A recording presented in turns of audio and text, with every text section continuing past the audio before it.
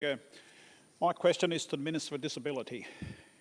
With the proposed new regulations being considered by the federal government, which could see several hundred people being excluded from the current system, is there or has there been any consideration by the state government to be able to assist those people who may be excluded from the current system? And then, because once that happens, they're not going to be covered by anything.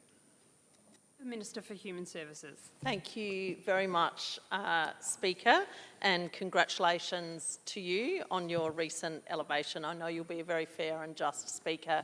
Thank you very much to the member for his question and for his steadfast commitment to people in his community. Speaker, I acknowledge that the recent Commonwealth Government's announcements regarding the National Disability Insurance Scheme have caused uncertainty amongst communities and particularly amongst people with disability and their families.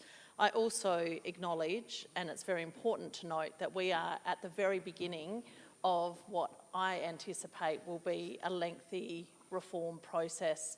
As he announced these changes, the Federal Minister for Health stated that the scheme is currently growing at an unsustainable rate and with considerable structural flaws.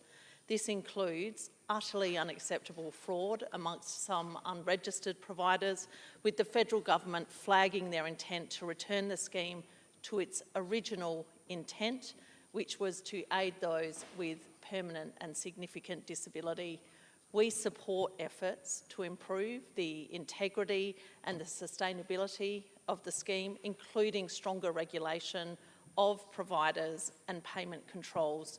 We will also continue to work with the Commonwealth in good faith to help ensure the NDIS can be sustainable for future generations. However, this must not come at the expense of people receiving the support that they need. People who need disability support through the NDIS should continue to get it, and we await further information on how the federal government will phase 160,000 Australians off the scheme.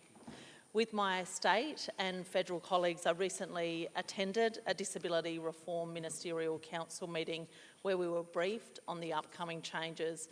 As you can absolutely imagine, as the member can imagine, many questions were asked.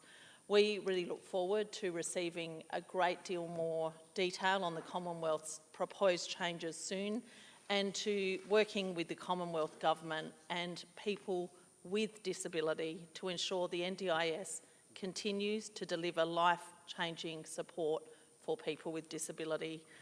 While it's too early to determine the full extent of any state response, we are, of course, absolutely closely monitoring the impacts of these reforms on South Australians, including those who may find themselves no longer eligible for the scheme. Crucially, this includes monitoring any costs that may be pushed onto the states, as there will undoubtedly be impact on state-run services in our hospitals, in our schools, in the child protection and other systems. It's really important to note in this discussion that National Cabinet has also agreed to the introduction of foundational supports outside of the NDIS, with $10 billion to be supplied over 5 years. These supports are designed to ensure that people with lower or moderate needs continue to receive assistance even if they are ineligible for the NDIS. The first phase of this reform is the Thriving Kids program, which is intended to support children aged 0 to 8 with autism or developmental delay through early, effective intervention and family-centred supports.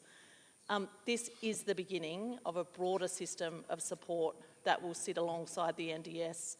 As Minister, I am utterly committed to helping ensure that South Australians with disability, absolutely including those in regional communities and their families, are kept informed as these significant reforms progress. The